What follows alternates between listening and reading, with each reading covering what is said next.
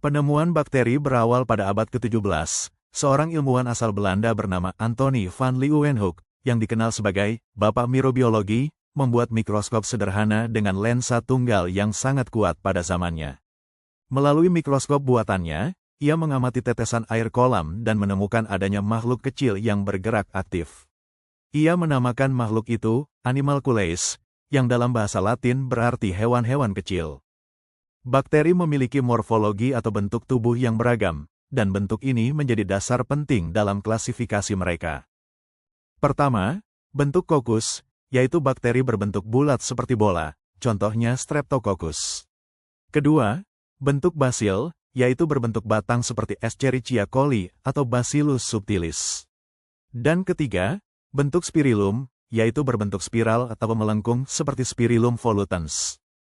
Jika kita perbesar di bawah mikroskop, bakteri tersusun atas komponen dasar seperti dinding sel, membran plasma, sitoplasma, ribosom, dan materi genetik DNA yang terletak bebas tanpa membran inti, karena bakteri termasuk organisme prokariotik. Bakteri dapat diklasifikasikan berdasarkan berbagai ciri, dua di antaranya yang paling penting adalah pewarnaan gram dan kebutuhan oksigen. Berdasarkan hasil pewarnaan gram, bakteri dibedakan menjadi gram positif dan gram negatif.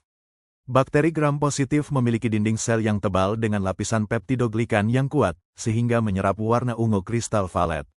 Contohnya Staphylococcus aureus. Sementara itu, gram negatif memiliki lapisan peptidoglikan yang lebih tipis, namun dilapisi membran luar lipid, sehingga hanya berwarna merah muda setelah proses pewarnaan. Contohnya Escherichia coli. Berdasarkan kebutuhan oksigennya, bakteri juga dibedakan menjadi dua kelompok utama. Bakteri aerob, yang membutuhkan oksigen untuk hidup, seperti Mycobacterium tuberculosis. Bakteri anaerob, yang justru tidak dapat bertahan di lingkungan yang mengandung oksigen, seperti Clostridium botulinum. Dalam bidang pangan, bakteri seperti Lactobacillus digunakan dalam proses fermentasi untuk menghasilkan yogurt, keju, dan tempe.